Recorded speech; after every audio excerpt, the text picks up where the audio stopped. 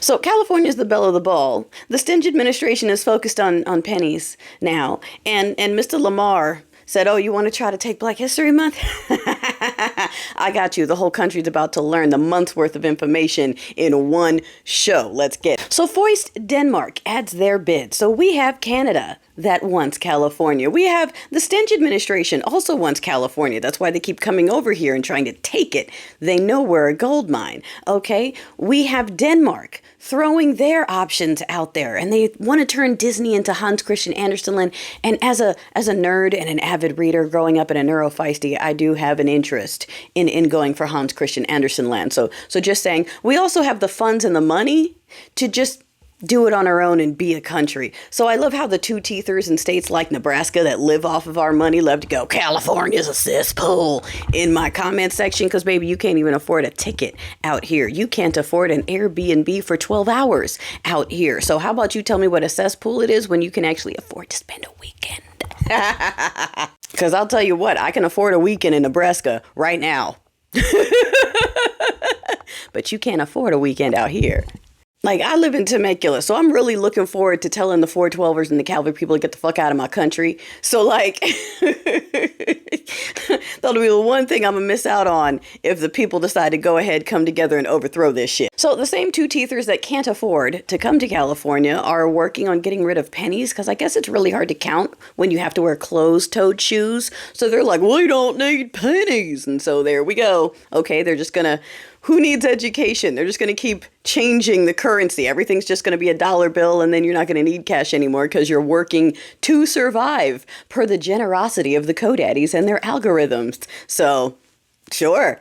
But Kendrick Lamar, look, that stenchorama disrespected MLK on MLK Day. All right. His boyfriend threw a salute from behind the presidential seal on inauguration, and all of their people spent the next 2 weeks trying to normalize and tell us that's not what it really was. They tried to wipe Black History Month observance, and Kendrick Lamar said, baby, I'm going to put something together that will have all the white girlies Googling, and that he did. I've seen a lot of us putting two and two together on that show, but what has been encouraging me are these girlies that are putting in the work, trying to understand every piece of symbolism that was in there. Because once folks realize that the knock at Drake was a surface level shit, like that was nothing. That was just a little ha-ha for people who have been following the beef.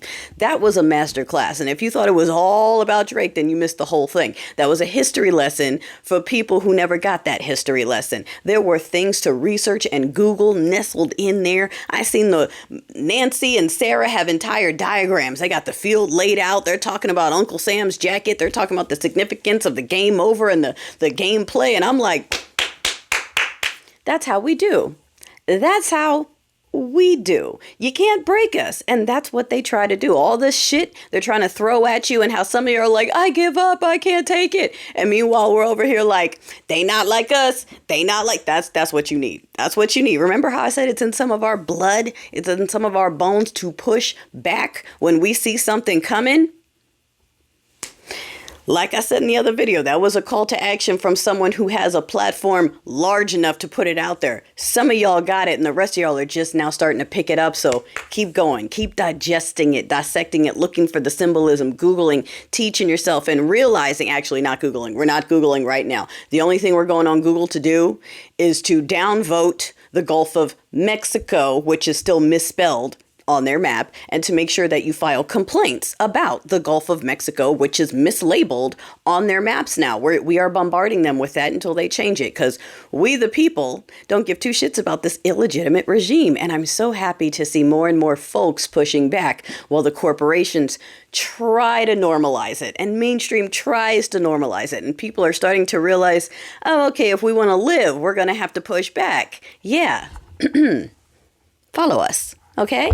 Okay? Resistance is what we do. Freedom fighting is what we do. And since a lot of us are the ones who actually did build this country with the blood and bones of our ancestors, we kind of do have a vested interest in something to fight for, unlike the people who don't know what to do. Because despite all their pride in this country, they didn't build it the way some other people built it. Okay? So, when that's in your blood, it hits different. Thank you, Mr. Lamar, for throwing that in their face after they tried to tell us to keep our heads down. I love it. They said, don't have pride, and we said, mustard! Lord.